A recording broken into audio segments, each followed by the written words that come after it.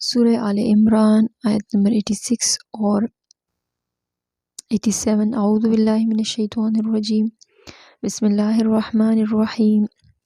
کیفا کیوں کر، یہدی ہدایت کرے اللہ قوماً ایسے لوگوں کو، کفروا جو کافر ہوئے، بعد ایمانہم اپنے ایمان لانے کے بعد، وشہدوا اور وہ گواہی دے چکے، انا کہ بے شک الرسول یہ پیغمبر، حق برحق ہیں، وجاءہم اور آ گئے ہیں ان کے پاس، البینات دلائل بھی، واللہ اور اللہ لا یہدی نہیں ہدایت دیتا القوم الظالمین بے انصاف لوگوں کو۔ اولئک یہ لوگ جزاؤہم سزا ہے ان کی، انا بے شک علیہم ان پر لعنت اللہ خدا کی لعنت ہے، والملائکۃ فرشتوں کی، والناس اجمعین والناس لوگ، اجمعین سب، اور سب لوگوں کی، یہاں سے مراد سب لوگوں سے مراد یہاں پر ہے مسلمان۔ کیف یہدی اللہ قوما کفروا بعد ایمانہم وشہدوا ان الرسول، خدا ایسے لوگوں کو کیوں کر ہدایت دے جو ایمان لانے کے بعد کافر ہوئے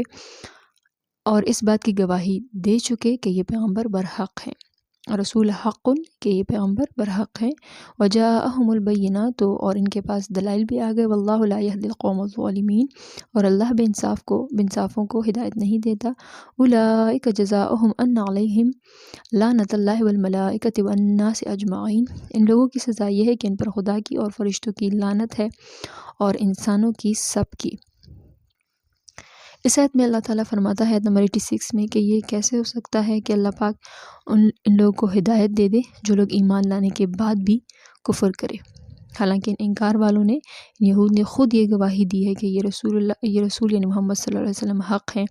ان کی نشانیاں بھی جو ہے ان کفر کرنے والوں کو واضح ہو گئی تھی، تورات میں انجیل میں یہ سب تھا۔ یہ کفر کرنے والے کہتے تھے کہ ہم تورات پر ایمان لائے ہیں، اور پھر انہی اللہ کی کتابوں میں رد و بدل کر کے اس کتاب کو اپنی مرضی سے جو ہے انہوں نے کر دیا۔ اب جب اللہ تعالیٰ کی طرف سے جو اس میں پیشن گوئیاں موجود تھی ان کتابوں میں، تو ان ظالموں نے عزت کی وجہ سے دشمنی میں کھڑے ہوئے اور مسلمانوں کے اور نبی صلی اللہ علیہ وسلم کے خلاف ہو گئے اور نبی صلی اللہ علیہ وسلم کو نہیں مان رہے تھے۔ تو اللہ تعالیٰ ایسے کفر کرنے والوں اور ظلم کرنے والوں کو ہدایت کبھی نہیں دیتا۔ اللہ پاک ہم سب کو جو ہے اپنی حفظ و امان میں رکھے۔ پھر آیت نمبر 87 میں ہے کہ اب ان جو انکار کرنے والے ہیں تو ان کے ظلم کی وجہ سے ان پر سارے انسانوں کی یعنی مسلمانوں کی، فرشتوں کی اور اللہ کی لعنت ہے۔ اللہ پاک مجھے اور آپ سب کو